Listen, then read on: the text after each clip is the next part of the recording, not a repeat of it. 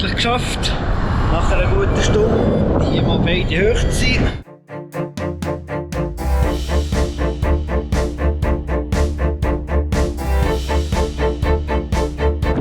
So, es ist schon fast ein bisschen peinlich. Und jetzt stehe ich hier quasi am Boden.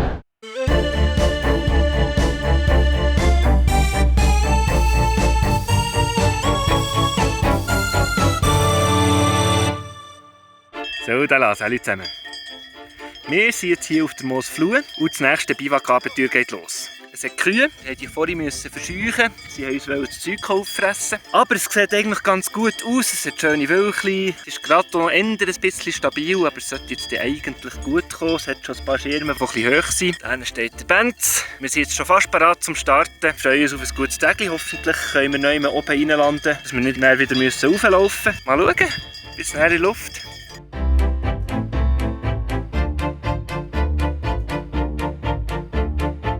Hallo zusammen, ui, das Ding geht runter. Ich bin gestartet. Steigen tut überhaupt gar nichts. Aber hoffentlich tut es das da vorne. Der Benz ist ein bisschen vor mir. Ich hatte ein bisschen Kabarett beim Start. Jetzt tut es da etwas. Ich muss es fast probieren. Nein, das ist gar nichts. Ja, meine hohe Beladung spüre ich. Ich habe recht ein Bescheid. Mal schauen, ob das überhaupt funktioniert. Jetzt kommt da das schöne Wäldchen. Und da vorne ist der Benz. Der ist schon ein paar Meter raufgekommen. Wuhu! Stark ist etwas anderes, aber es steigt. Der Benz und ich haben uns im August 2022 eine Woche Zeit genommen, um zum Biwak zu fliegen. Das ist jetzt das erste Video in einer Serie von voraussichtlich 4 bis 6 Teilen. Auch mit dem Benz meine ich übrigens nicht etwa der Sebi Benz, sondern der Bernhard Nägeli. Geile Benz, jetzt haben wir beide zum ersten Mal etwas halbwegs Vernünftiges. Juhu, endlich Startplatz überhöht! Wir sind vor Moosflur gestartet, weil wir das Gefühl hatten, wir kommen dort etwas früher weg. Jetzt sind die Bedingungen aber gleich stabiler als erwartet, wir haben einigermaßen zu kämpfen. Ja, ich habe jetzt hier mittlerweile 2,7.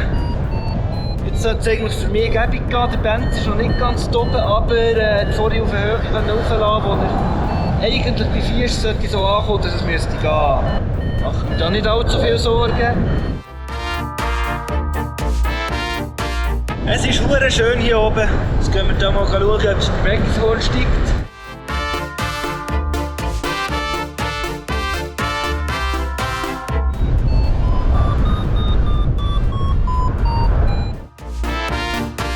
Und es waren mal wieder so klassische Bedingungen.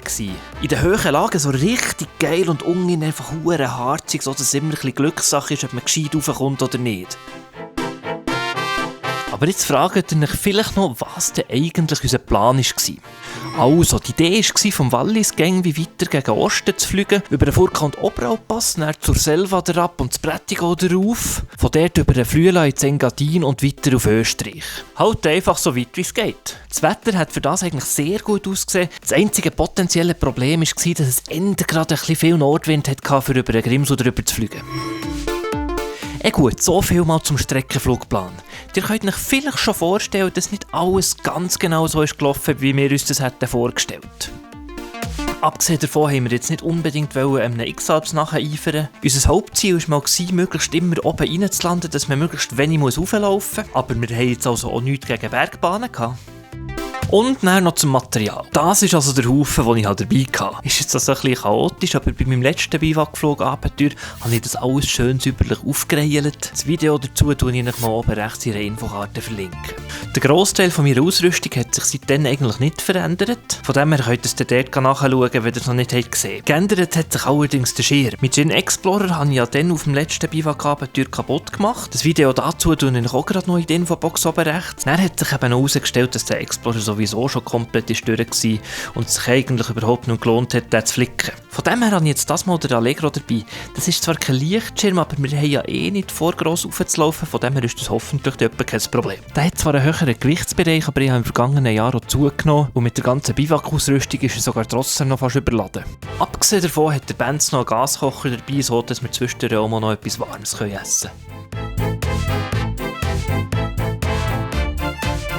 Und in der Zwischenzeit haben wir beide die Landschaft mit roten und gelben Linien so ziemlich voll gemalt. So, jetzt haben wir es endlich geschafft. Nach einer guten Stunde hier mal beide die Höhe sein. Und es geht los Richtung Belwald. Ich habe hier ein Arschsteigen, ich muss da noch schnell eine Runde machen.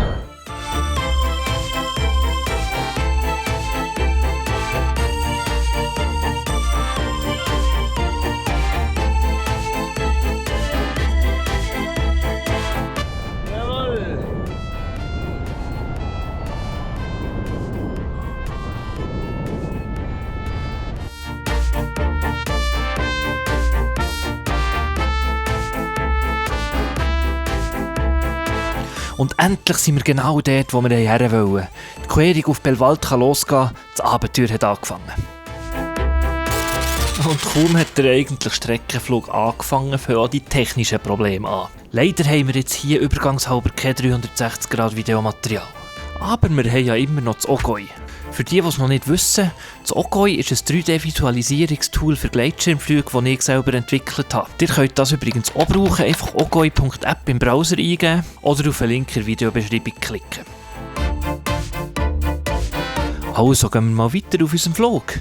Das Gomms darauf geht es wie erwartet ziemlich unspektakulär. Wir sind aber immer ein bisschen am Schauen, dass wir genug hoch bleiben, dass wir nicht in die schlechte Luftmasse unten nachher sinken. Hier habe ich gerade noch so etwas Interessantes beobachtet. Ich habe da irgendwie gerade nicht so gescheit Steigen gefunden und bin von dem her eher tief weitergeflogen. Der Benz ist jetzt aber dort am Aufdrehen und steigt jetzt gar nicht so schlecht. Jetzt könnt ihr ja gerade mal schnell ein bisschen mitraten, wem seine Variante ist echt effizienter.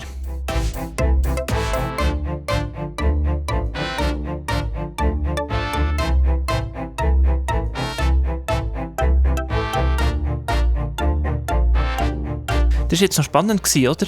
Am Anfang hat man gemeint, der Benz sei gefahren, dann hat man gemeint, ich sei gefahren und am Schluss ist es genau auf das Gleiche rausgekommen.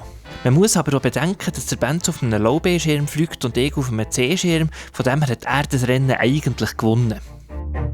Hier haben wir jetzt die letzte Woche vor dem Grimselpass gehabt. Von dem her haben wir jetzt natürlich die maximale Höhe rausholen. Ab dort, wo vor dem Grimsel nämlich keine Wochen mehr rum sind, muss man wirklich damit rechnen, dass dort unten alles verblasen ist und von dem her dann gar nichts mehr läuft. Wir haben zwar dort ziemlich viel Höhe machen, aber die Strecke bis auf Gletsch, wo man dann wieder geschützt wäre vom Nordwind, ist schon hure weit. Jetzt haben wir da so ein bisschen Hin und Her am Funk und das eine oder andere Missverständnis war dabei gewesen. Mein Plan war in dem Moment einfach so Harakiri-mässig dort hinten in den Krachen zu fliegen und wenn es dann halt nicht steigt, dort neu reinzulanden und auf den Pass raufzulaufen. Ein Benz hat diese Idee verständlicherweise und auch vernünftigerweise nicht zugesagt. Und als mein Sinken dann langsam so richtig stark ist worden, habe ich dann gleich eingesehen, dass Umkehren die bessere Option ist. In meinem Fall ist die Entscheidung jetzt leider einfach zu spät gekommen. Schaut mal meine Sinkwerte an. Unterhalb der Waldgrenze funktionieren dann die Taleinschnitte auch nicht wirklich zum Sohren, aber es war dort einfach nur hure turbulent und verschossen gewesen. Das noch ewig probieren, ist mir dann einfach das Risiko nicht wert gewesen. Beim Benz oben war zwar auch nicht alles ganz einfach gewesen, aber im Gegensatz zu mir hat er immerhin noch eine Chance gehabt. 2 Jahre vorher bin ich übrigens auch mal in dieser Situation vom Benz-Sitz. Zudem gibt es ein Video namens 422 Kilometer, könnt ihr das ja mal anschauen, falls ihr es noch nicht gesehen habt. Hier vorne fährt jetzt auch noch der Luftraum vom Flugplatz Münster an. Von dem her hätte ich jetzt auch nicht mehr an die nächste Kante weiterfliegen. Die Piste, die man jetzt unter mir sieht, ist übrigens der ehemalige Flugplatz von Ulrichen und der ist nicht mehr aktiv. Ja, so. Es ist schon fast ein bisschen peinlich. Wir hatten da ein bisschen Kommunikationsschwierigkeiten gehabt, was dazu hat geführt, dass wir ein bisschen Dummheiten gemacht haben. Und jetzt stehe ich hier kurz vor Ulrichen quasi am Boden. Es ist noch eine Frage von Zeit, bis ich ganz am Boden stehe. Bei diesem Wind drehst du nichts. Und hinter mir sieht man übrigens gerade, wie sie das Pfadilager am Abbauen sind. Jetzt geht es da plötzlich recht gut runter.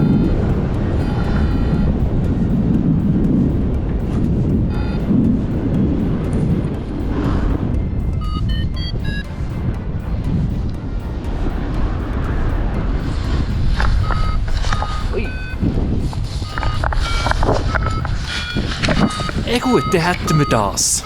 Und während ich meinen Frust abschlucken musste, hat der Benz die Geduldprobe vom Jahrhundert gehabt.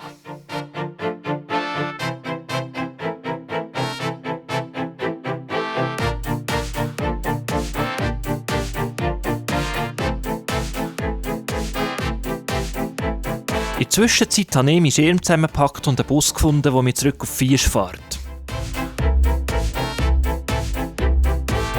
Also es war jetzt schon fast ein bisschen peinlich gewesen. Ja, ich bin schon wieder in der Gondel. Im 4 sollte ich wieder starten. Ich glaube, da sollte man schon noch mal raufkommen. Das müsste eigentlich noch gehen. Vielleicht ist etwas verblasen, aber ja, es hat da immer hoch. Das geht etwa dann schon. Aber ja, der Anfang von so einer Biwakfluggeschichte muss offenbar einfach immer Absaufen beinhalten und nochmal raufgehen. Ja, unsere Funkkommunikation ist suboptimal. Ich habe wahrscheinlich viel zu lange einfach dort hinten durchgedrückt. Und dann, in einem Moment, wo es zu spät war, habe ich dann gleich noch umentschieden. Ja, ist jetzt wie es ist. Ich hoffe, der Benz kann sich dort rausoperieren. Und ich hoffe, ich komme dort rauf, kann zu ihm hinten fliegen. Treffen wir uns wieder, können irgendwo bei einem Land und übernachten. Das wäre jetzt so das ideale Szenario.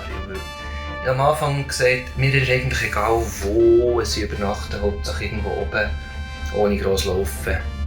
Und das ist noch nicht ausgeschlossen. Es ist mittlerweile gerade nicht ganz einfach, aber ich denke, machbar könnte es sein.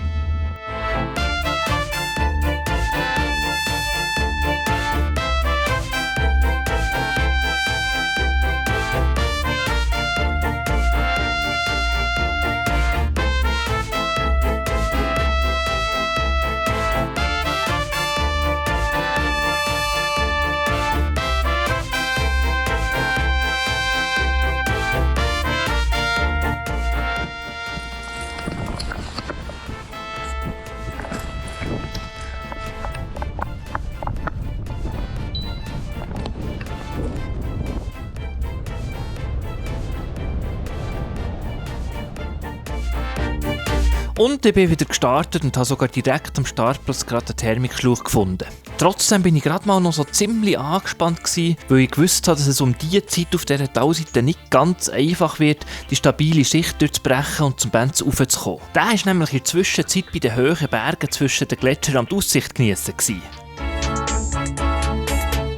Und zwar auf 3800 oben. Das hätte mir dann in diesem Moment per Funk durchgegeben. Hey, hure geil! Ich bin auf 2,5. Es steigt nach wie vor. Im Moment habe ich gute Hoffnung. So, da. Das ist jetzt ein bisschen, wie soll ich sagen, ein bisschen belasteter Start gewesen, weil ich jetzt einfach wirklich nicht absaufen und es ist eigentlich ein bisschen zu spät, für hier nochmal sicher raufzukommen. Aber ich glaube, jetzt kann ich sagen, ich bin ziemlich sicher, dass ich da raufkomme. Es zieht zwar gleich nicht ganz so gut, wie ich es gehofft habe, aber ich habe die ominösen 2,6 geknackt. Die ominösen 2,6 sind eben so eine Höhe, die wir früher am Tag mal festgestellt haben, dass dort etwa eine stabile Schicht drin ist. Aber jetzt sind wir ja schon wieder deutlich tiefer.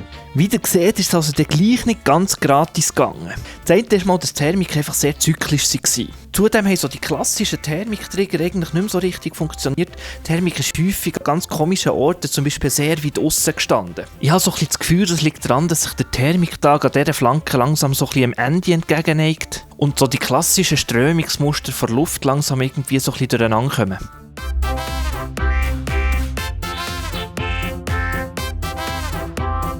Und endlich habe ich dann mal so eine richtig gute Thermik verwünscht. Mit dem bin ich jetzt ziemlich sicher gewesen, dass ich es schaffen werde, die Basis raufzukommen. Von dem her haben wir jetzt mal auf einen Plan diskutieren. Ich habe gedacht, wir könnten, wenn wir beide so hoch kommen, die Basis machen hier, könnten wir auf die andere Seite wechseln, dort wird es wahrscheinlich noch besser gehen. Mit der anderen Seite meine ich in diesem Fall die Südseite vom Goms und das Bintal. Und auf das haben wir uns dann auch geeinigt. Von dem her haben wir jetzt einfach noch so viel Höhe machen, wie irgendwie möglich ist, und dann rüberqueren.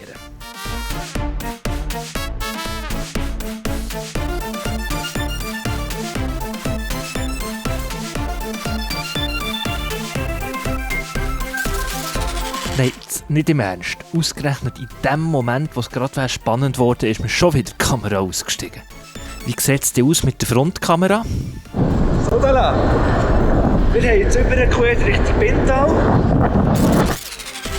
Oh, nice. Wie das immer auch zusammenpasst. Aber immerhin haben wir ja noch das Ogoy und das eine oder andere Föteli. Jedenfalls sind wir jetzt mit komfortabler Höhe über dem Eckerhorn angekommen und haben schon überlegt, ob wir dort drauf müssen landen. Aber dummerweise hat es dort noch Thermik gehabt. Und weil es da so schön auf 3800 ist raufgegangen, haben wir dann gefunden, wir könnten doch noch schnell einen Alpenhauptkamm fliegen, für dass wir von dort noch schnell auf Italien herunterschauen können. Als wir bei diesen mächtigen Felsen sind angekommen und gerade einfach mal gar nichts gestiegen ist, haben wir uns gerade zuerst mal noch ein bisschen Sorgen gemacht, weil gäbige Plätzchen zum Übernachten hat es dort direkt unten dran irgendwie nicht gehabt. Umso geiler war es dann, dort so einen Hammerschluch zu verwutschen. Als Ort zum Übernachten haben wir uns in der Zwischenzeit auf das Breithorn geeinigt. Jetzt haben wir nur noch dort herfliegen und hoffen, dass die Höhe lenkt. Der Benz ist dann mit einer etwas tieferen Abflughöhe und einem etwas schlechter gleitenden Schirm in einen viel stärkeren Gegenwind reingekommen. Aber weil das Breithorn so einen runden Rücken hat und auch nur sehr wenig untergeredene Höhe ist reingekommen, hat er dann so tiptop und recht ungefährlich Gegenwind reinlanden.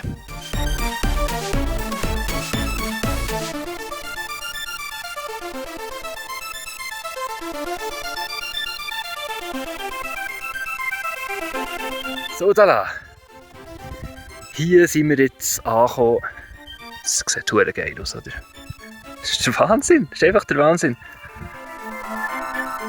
Da haben wir unsere Zeltchen aufgestellt. Hier bin ich reingelandet. Jetzt, nachdem ich da meine komplette Misere hatte, bin ich ja nochmal rauf und dann hat es zumindest gleich noch geklappt, nochmal raufgekommen. Mit dem Benz zusammen, der hat es überlebt, der hat gekämpft wie ein Wahnsinniger. Es ist geil, dass der da wieder raufgekommen ist. Plötzlich höre ich da so einen Funkspruch. Ja, ich bin ihn hören, ja, er sagt auf 3600. So geil. Und dann bin ich auch noch raufgekommen. Jetzt haben wir hier noch die Talseite wechseln. Jetzt haben wir hier einen verdammt geilen Fleck gefunden. Jetzt sind wir da, sieht man den Benz. Jetzt sind wir noch etwas zu essen machen, gibt es noch die Nacht. Bei der geilen Stimmung. Das ist einfach das Geilste am Bivakieren. Stimmung erlebst du das einfach nie. Das ist Wahnsinn. Mein Ziel heute Morgen war eigentlich, einfach noch einmal oben reinlanden und dort übernachten. Hure weit kommen war mir gar nicht so wichtig. Und genau hier, dort wo der Benz hockt, dort bin ich gelandet. Ja, schade, jetzt hat es gepasst. Das ist das Einzige. Das wäre noch schön gewesen. Aber sonst... Wunderbar, da oben, ich bin gelandet. Schon weiter gelaufen.